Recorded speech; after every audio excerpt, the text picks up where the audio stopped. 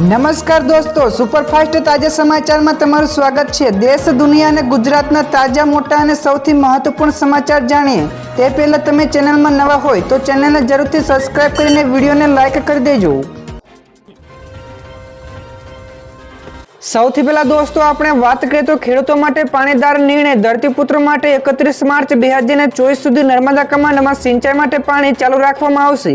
સરદાર સરોવર યોજનામાં પાણીની ઉપલબ્ધિ તથા રવિ સિઝનમાં થયેલા પાછોતરા પાક વાવેતર માટેની પાણીની જરૂરિયાતોને જોતા ગુજરાત સરકારે આ મહત્વપૂર્ણ નિર્ણય લીધો છે। બીજા સૌથી મોટા સમાચાર સામે આવ્યા છે। ગૃહિણીઓનું બજેટ ખોરવાયું। સિંગતેલના ભાવમાં ડબ્બે ₹50નો વધારો। સિંગતેલના ડબ્બાનો ભાવ હાલમાં ₹2720 પહોંચ્યો છે। ત્યારે કપાસિયા તેલના ડબ્બાના ભાવમાં પણ ₹60નો વધારો ઝીંક્યો છે। ત્યારે કપાસિયા તેલના ડબ્બાનો હાલમાં ભાવ ₹1590 પહોંચ્યો છે। બીજા સૌથી મોટા સમાચાર સામે આવ્યા છે। આતુરતાનો આવ્યો અંત। સ્ટારશિપ લોન્ચ કરાવ્યું તો એલોન મસ્કની કંપની સ્ટારશિપનું super heavy rocket Starship launch કરવામાં આવ્યું છે। ત્યારે દુનિયાની નજર આ લોન્ચ ઉપર ટકી છે। ત્યારે જે દુનિયાનું સૌથી શક્તિશાળી રોકેટ છે તે 397 ફૂટ ઊંચે છે અને તેમાં એક અવકાશયાન પણ છે જેના દ્વારા ભવિષ્યમાં 100 લોકોને મંગળ ઉપર લઈ જવાની આ યોજના છે। ત્યારે આ રોકેટનો ફરીથી ઉપયોગ પણ કરી શકાશે, એટલે કે અવકાશયાનને પૃથ્વીથી બહારની કક્ષામાં મોકલ્યા બાદ તે પ્રક્ષેપણ સ્થળ પર પાછું લેન્ડ કરી શકે છે। આગળ વધુ એક સૌથી મોટા સમાચાર સામે આવ્યા છે। રક્ષા મંત્રી રાજનાથ સિંહનું મોટું નિવેદન। તેમણે કહ્યું કે આ વખતે ચૂંટણીમાં એનડીએની સરકાર પૂર્ણ બહુમતી સાથે બનવા જઈ રહી છે। ત્યારે આસામમાં રક્ષા મંત્રી રાજનાથ સિંહે એક રેલીમાં સંબોધન દરમિયાન કહ્યું કે આખી દુનિયાએ સ્વીકાર્યું છે કે આ વખતે ચૂંટણીમાં એનડીએની સરકાર પૂર્ણ બહુમતી સાથે બનવા જઈ રહી છે। ત્યારે કેન્દ્રમાં લગભગ 10 વર્ષોથી પીએમ મોદીના નેતૃત્વમાં સરકાર ચાલી રહી છે। ત્યારે કોંગ્રેસ સત્તામાં હતી ત્યારે 1 કે 2 વર્ષમાં તેમની સામે ભ્રષ્ટાચારનો આરોપો લાગ્યા હતા, પરંતુ આ 10 વર્ષમાં મોદી સરકારના એક પણ મંત્રી ઉપર ભ્રષ્ટાચારનો આરોપ નથી લાગ્યો।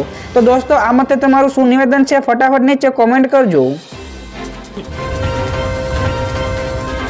ત્યાર પછી દોસ્તો બીજા સૌથી મહત્વપૂર્ણ સમાચાર સામે આવ્યા છે। ગઈકાલે સીએમએ આપી ગ્રામીણ વિસ્તારોના વિકાસ કામોની મોટી ભેટ। મુખ્યમંત્રી ભૂપેન્દ્ર પટેલે ગઈકાલે ગ્રામીણ વિસ્તારોના વિકાસ માટે રોડ નેટવર્કને વધુ સુદૃઢ કરવાનો નિર્ણય કર્યો છે, જેના માટે સીએમએ 3842 કરોડ રૂપિયાના કામોને મંજૂરી આપી છે। જે અંતર્ગત ગ્રામ્ય પંચાયતોના 7453 કિલોમીટરના ગ્રામ્ય આંતરિક માર્ગોમાં સુધારો કરાશે, તેમજ સરહદી ગામો, બોર્ડર વિલેજો, પરાઓ તથા આદિજાતિ વિસ્તારોના રસ્તાઓને પણ જોડવામાં આવશે। તો દોસ્તો, ઝડપથી બીજા સૌથી મહત્વપૂર્ણ સમાચાર મળ્યા છે। બટાકાના ઉત્પાદનમાં ઘટાડો, સારો ભાવ મળતા ખેડૂતોને રાહત મળી। તો વાતાવરણની પ્રતિકૂળતા અને માવઠાના કારણે બટાકાના ઉત્પાદનમાં ઘટાડો થયો છે, પરંતુ ભાવ સારા મળતા ખેડૂતોમાં ખુશીનો માહોલ છે। ત્યારે સરેરાશ ₹220 થી લઈને 340 સુધીનો ભાવ ખેડૂતોને મળી રહ્યો છે। ત્યારે પોખરાજ બટાકાનો ભાવ ₹220 થી લઈને ₹260 મળતા ધરતીપુત્રોને રાહત છે। ત્યારે આ વખતે વીઘે 325 થી લઈને 350 મણનું ઉત્પાદન ખેડૂતોને મળી રહ્યું છે। ત્યારે અરવલ્લી જિલ્લાના કોલ્ડ સ્ટોરેજમાં બટાકાની આવક શરૂ થઈ ગઈ છે। મોટી જાહેરાત, મહિલાઓને મળશે ₹1 લાખ। લોકસભાની ચૂંટણી પહેલા કોંગ્રેસે ન્યાય ગેરંટી યોજના અંગે વચન આપ્યું છે। તો પાર્ટી અધ્યક્ષ મલ્લિકાર્જુન ખડગેએ કહ્યું કે મહાલક્ષ્મી ગેરંટી સ્કીમ હેઠળ ગરીબ મહિલાઓને દર વર્ષે ₹1 લાખની સહાય કરાશે। તો આદિ આબાદી પૂરા હક હેઠળ સરકારી નિમણૂકોમાં મહિલાઓને 50% અનામત પણ અપાશે। તો શક્તિ કા સન્માન હેઠળ આંગણવાડી, આશા અને મધ્યાહન ભોજન કાર્યકરોના પગારમાં પણ કેન્દ્ર સરકારનું યોગદાન બમણું કરી દેવામાં આવશે। બીજા સૌથી મોટા સમાચાર સામે આવ્યા છે। હિંમતનગર માટે રાજ્ય સરકારે લીધો મોટો નિર્ણય। રાજ્ય સરકારે હિંમતનગર નગરપાલિકાની હદ વધારી છે। શહેરની નગરપાલિકા વિસ્તાર બહાર આવેલી પેરીફેરી ઉપરાંતના બળવંતપુરા, બેરણા, કાંકણોલ, હડિયેલ, પીપલોદી, કાંટવાડ, પરબડા અને સવગઢ વિસ્તારને હિંમતનગરમાં ભેળવવામાં આવ્યો છે। તેની સાથે જ સિવિલ હોસ્પિટલને પણ હિંમતનગરની નગરપાલિકામાં ભેળવી દીધી છે, જેથી હવે આ હોસ્પિટલને વધુ સારી સુવિધાઓ પણ મળશે। આગળ દોસ્તો વધુ એક સૌથી મોટા સમાચાર, સરકાર દર મહિને 25,000 રૂપિયા આપશે. ઓડિશા સરકારે રાજ્યના તમામ પદ્મ પુરસ્કારોને દર મહિને 25,000 રૂપિયાનું માનદ વેતન આપવાની જાહેરાત કરી છે. ત્યારે સીએમઓ તરફથી જારી કરવામાં આવેલા નિવેદનમાં કહ્યું કે સમાજમાં પદ્મ પુરસ્કાર વિજેતાઓના મહત્વપૂર્ણ યોગદાનને ધ્યાનમાં રાખીને આ સન્માન આપવાનો નિર્ણય લેવામાં આવ્યો છે. ત્યારે ઓડિશાના તમામ પદ્મ પુરસ્કાર વિજેતાઓને એપ્રિલ મહિનાથી દર મહિને 25,000 રૂપિયા અપાશે. તો દોસ્તો ગુજરાતમાં પણ આવી યોજનાઓ લાવવી જોઈએ કે નહીં, ફટાફટ કોમેન્ટ કરજો.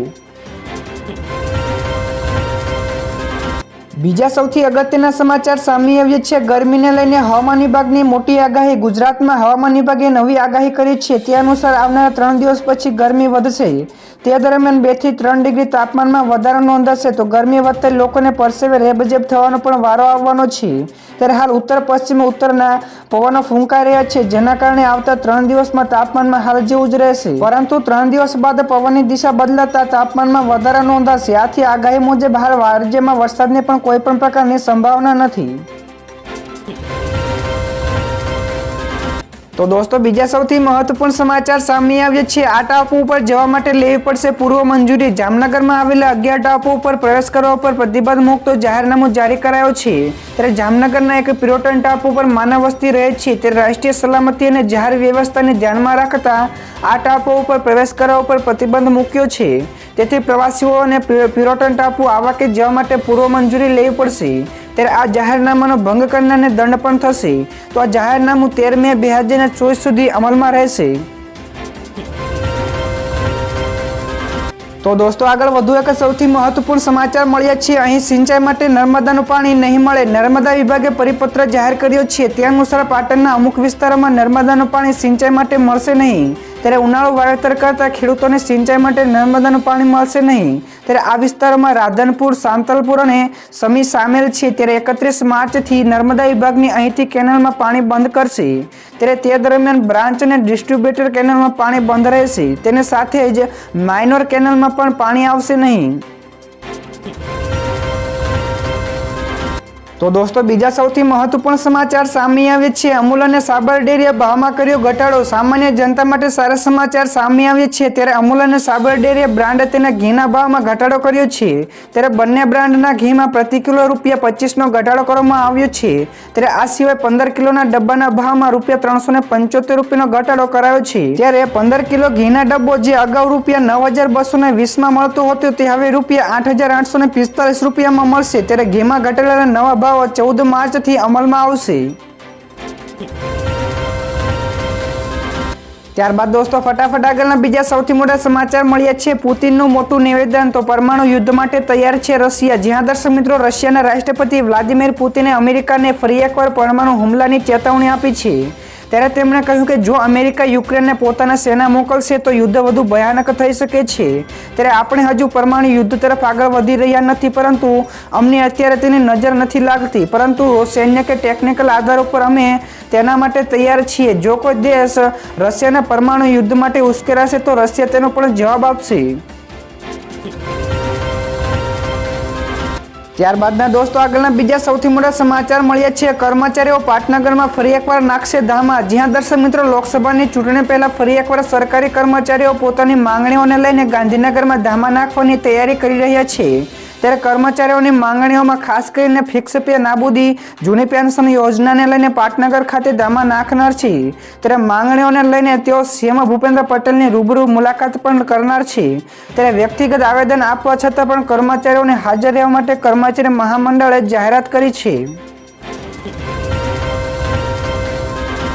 તો દોસ્તો બીજા સૌથી અગત્યના સમાચાર મળ્યા છે. વિદ્યાર્થીઓ માટે કામના સમાચાર. ગુજરાતમાં ધોરણ 9 થી 12ના સરકારી અને ગ્રાન્ટેડ શાળાઓના વિદ્યાર્થીઓને મફત પરિવહન સેવા આપવામાં આવશે. ત્યારે પહેલા આ સેવા ધોરણ 1 થી 8ના વિદ્યાર્થીઓને મળતી હતી. જે વિદ્યાર્થીઓ શાળાથી 5 કિલોમીટરથી વધારે દૂર રહેતા હોય તેમને આ યોજનાનો લાભ મળશે. તો આ યોજના માટે બાળક દીઠ પ્રતિ મહિનાએ ₹600 અપાશે. ત્યારે આ યોજનાનો અમલ 2024-25ના શૈક્ષણિક વર્ષથી શરૂ કરાશે, જેનાથી શાળાથી દૂર રહેતા વિદ્યાર્થીઓને મોટો ફાયદો થશે. તો દોસ્તો આગળના બીજા સૌથી મોટા સમાચાર, કોંગ્રેસને મોટો ઝટકો. લોકસભા ચૂંટણી પહેલા કોંગ્રેસને મોટો ઝટકો લાગ્યો છે. તો દિલ્હી હાઈકોર્ટે આઈટી વિભાગ દ્વારા તેમના ખાતામાંથી રૂપિયા 105 કરોડ જપ્ત કરવા ઉપર રોક લગાવવા પક્ષ દ્વારા દાખલ કરવામાં આવેલી અરજીને ફગાવી છે. ત્યારે હાલમાં જ આઈટી વિભાગે કોંગ્રેસનું ખાતું ફ્રીઝ કરી દીધું હતું. પછી એકાઉન્ટ ફરી એકવાર ચાલુ કરવામાં આવ્યું હતું, પરંતુ તેમાં રહેલા 105 કરોડ રૂપિયા અંગે ટેક્સ વિભાગે નોટિસ પણ આપી હતી. ત્યારે કોંગ્રેસે તેના ઉપર સ્ટે આપવા માટે હાઈકોર્ટ દ્વારા દ્વાર ખખડાવ્યા હતા. ત્યારે હાઈકોર્ટ તરફથી અરજીને પણ ફગાવી દેવામાં આવી છે.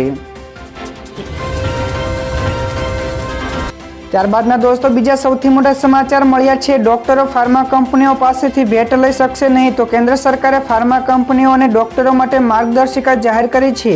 ત્યારે માર્ગદર્શિકા અનુસાર ફાર્માસ્યુટિકલ કંપનીઓ દવાઓના માર્કેટિંગના નામે કોઈપણ ડોક્ટરોને સામાન અથવા તો પૈસાની ભેટમાં નહીં આપી શકે. તો આ સાથે જ સેમિનાર કે વર્કશોપના નામે કંપનીઓના ખર્ચે ડોક્ટરો મોંઘી હોટલ કે વિદેશમાં જઈ શકશે નહીં.